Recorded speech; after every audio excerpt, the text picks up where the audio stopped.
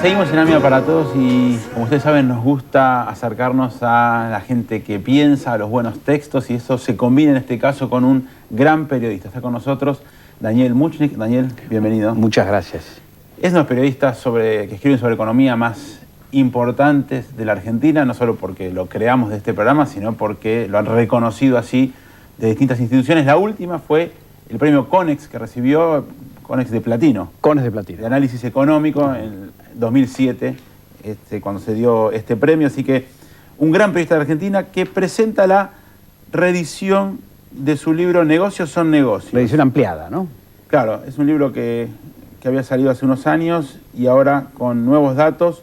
Los empresarios que financiaron el ascenso de Hitler al poder. Precisamente cuando estamos a 75 años del ascenso de Hitler al poder. El ascenso de Hitler al poder. Una votación donde Hitler no logra el triunfo definitivo. El triunfo definitivo se lo dan las derechas, la suma de las derechas, un país debilitado, un gobierno frágil, un parlamento que casi no existía, un Hindenburg que le otorga el poder y un partido comunista que también está disperso, que no sabe qué hacer y que suma en esa elección del 33 13 millones de votos. La gran pregunta que me hago, y creo que amerita un libro, es ¿qué se hicieron de 13 millones de votos comunistas a partir del 33? ¿Los metieron a todos en campos de concentración? ¿Todos murieron? ¿Los mataron a todos? ¿O todos se convirtieron en soldados de Hitler? Bueno, creo que estás mostrando, digamos, este olfato periodístico por temas que no se han tratado antes. Porque uno es quizás, y tiene que ver con la sociedad que apoyó a Hitler. Y en este caso, en este libro, otro de los temas que quizás no se habla mucho, y por eso me gustaría que me cuentes tu visión sobre qué pasó en este terreno, sobre los empresarios que financiaron a Hitler. Porque sí, se cree que son los empresarios alemanes, y la cosa no es así.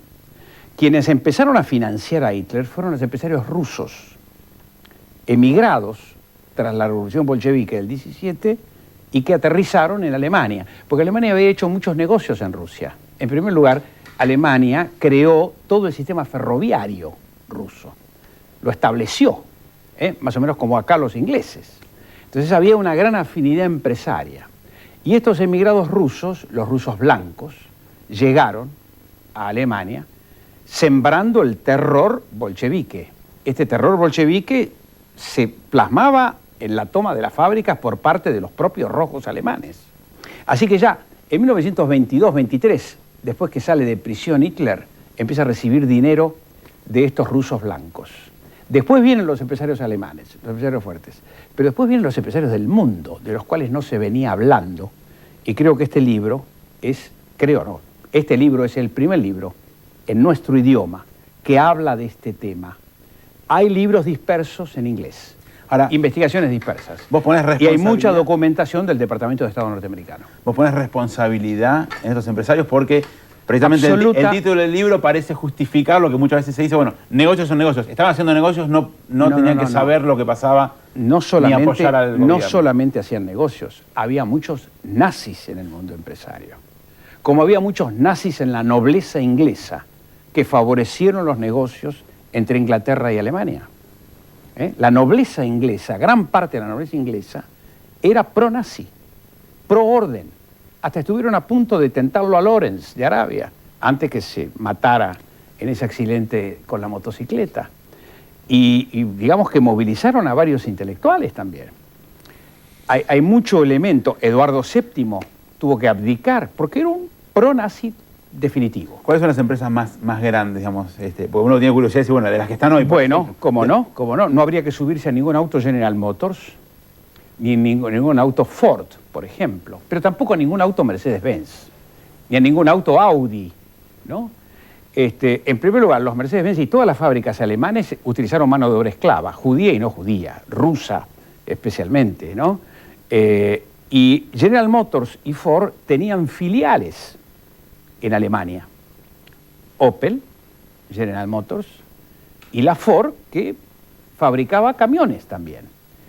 Todas estas empresas filiales reportaron a Detroit en los primeros años de la guerra. Y cuando los soldados norteamericanos desembarcan en Normandía, se encuentran con camiones alemanes que eran Ford y General Motors. Pero no solamente los automotrices, no habría que comprarle Standard Oil, ninguna gota de petróleo. Ahora, yo no sé si habría que ser tan crítico como decir no habría que comprarle, porque te pregunto cómo te actuaron. digo, es el famoso chiste, pero ¿cómo me estoy subiendo a un auto claro, que...? Claro. Pero No, ¿cómo bueno, actuaron después, cuando todo se hizo público? O sea, que... se metieron debajo de la cama. En el juicio de Nuremberg fueron citados casi 4.000 empresarios. No más de 10 fueron prisioneros.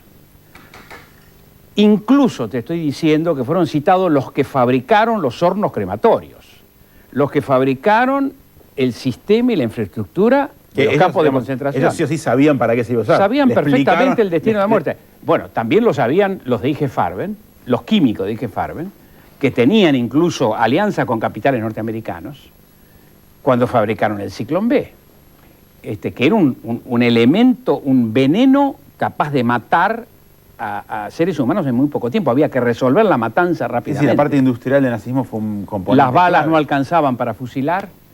El famoso sistema de los camiones donde el humo entraba a la cabina y ahogaban a la gente tampoco servía porque mataban a pocos. Así que para industrializar la muerte hubo que crear las cámaras de gas. Y las cámaras de gas utilizaban este gas de IG Farben, aliada con capitales norteamericanos. A modo de conclusión, digamos, vos estás, digamos, el título del libro es la conclusión del espíritu de ese momento, de negocios o negocios, no importaba nada más. No importaba nada más, pero además yo escribí este libro porque el fascismo sigue vigente. El nazismo sigue vigente. Grupos nazis siguen vigentes. Hay importantes sectores que siguen admirando a Hitler, que siguen leyendo Mi lucha.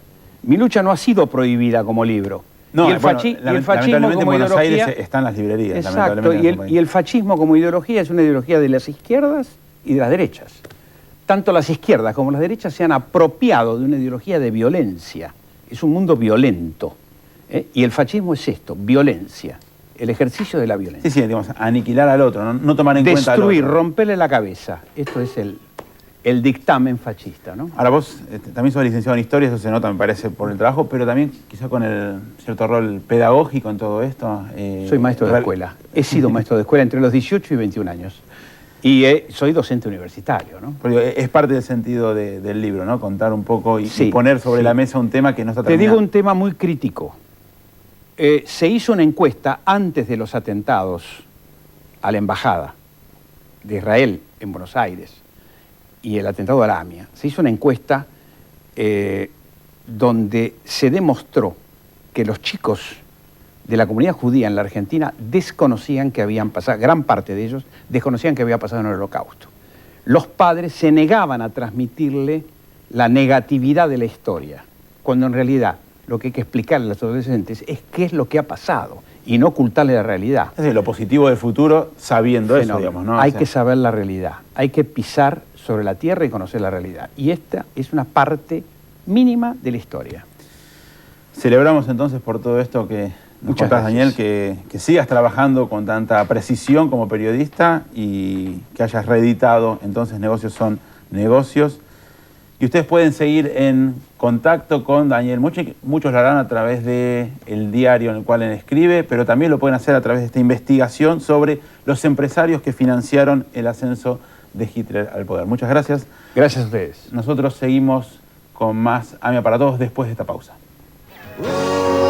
גוזר, חתוך את השמיים